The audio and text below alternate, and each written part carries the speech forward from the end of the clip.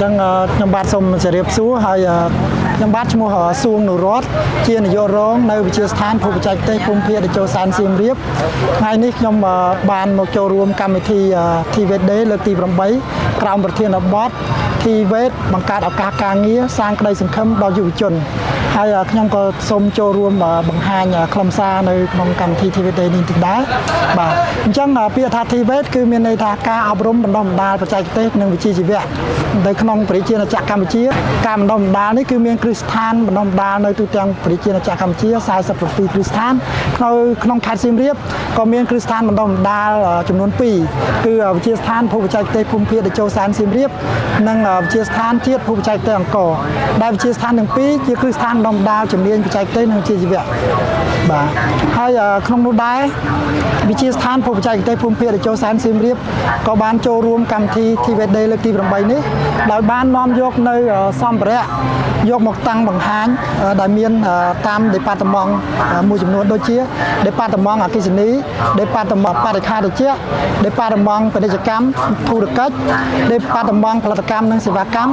និង Department ព័ត៌មានវិទ្យានិង Department សំណង់ស៊ីវិលក្នុងដែរសម្ភារៈដែលយើងយកតាមបង្ហាញនេះមានជាសម្ភារៈសម្រាប់ការបណ្ដុះបណ្ដាលនិងសម្ភារៈសម្រាប់ជាស្នាដៃរបស់សិស្សនិស្សិតរបស់យើងផងដែរបាទ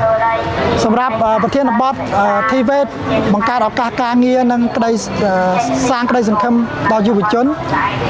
បង្កើតឱកាសការងារមានន័យថាការបណ្ដុះបណ្ដាលផ្សារភ្ជាប់នឹងតម្រូវការទីផ្សារការងារនៅក្នុងតំបន់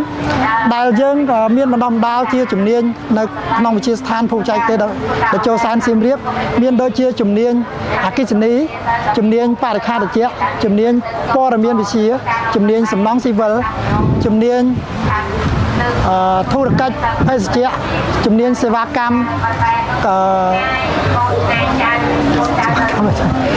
សេវាកម្មភេសជ្ជៈម្ហូបអាហារនិងភេសជ្ជៈ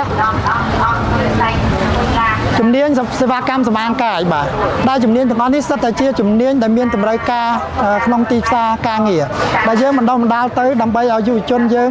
ដែលរៀនសូត្រជំនាញគឺរៀនចប់ទទួលបានឱកាសការងារទទួលបានការងារហើយរកបាននៅប្រាក់ចំណូល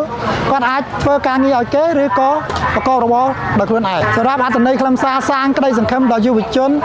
គឺមានន័យថាការបណ្ដុះបណ្ដាលសម្រាប់យុវជនទាំងអស់គ្នាទាំងអ្នកដែលធ្លាប់ទទួលការបណ្ដុះបណ្ដាលទាំងអ្នកដែលមិនធ្លាប់ទទួលការបណ្ដុះបណ្ដាលគាត់អាចមកទទួលការបណ្ដុះបណ្ដាលបន្ថែមទៀត